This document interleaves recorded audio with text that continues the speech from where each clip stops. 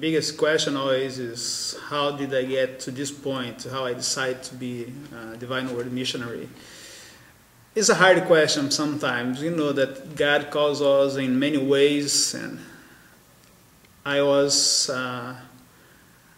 very young that time. I was just 10 years old, and I used to go. My family is very religious. I come from Brazil, and my parents, I grew up in the church all the time. So my father, my mother, always they were bringing me to the church.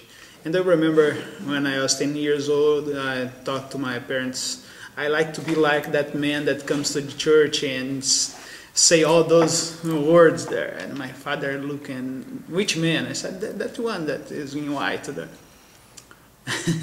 And for them it was strange. I was too young that time, no? And they took me to the priest and tried to talk to him my idea to be a priest. And the priest told also to me that I was too young, and he told me, maybe if you wait until you finish the elementary school or maybe after high school.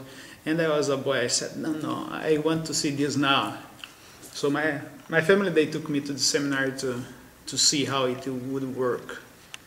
And that was interesting. When I saw all those young boys working together, praying together, doing everything together, I said, no, this is what I want. That was interesting, because who took me to the seminary to do this experience 3 days before I decided to be a Divine Word Missionary was my father. He took me to the seminary and we stayed with them 3 days. And after this I decided to go to the Divine Word Missionaries. And when I decided to come the next year, who brought me was my mother. So they share, okay, you take now just to have the experience. Maybe he's saying no, he does not go, but he decided to go. So my mother took me to the seminary. It was hard to see my mother going away, and for a little boy, first time out of the house. I was 12 that time.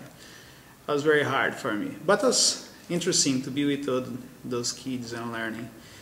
And the time passed. I think I learned very well about the Divine Word Missionary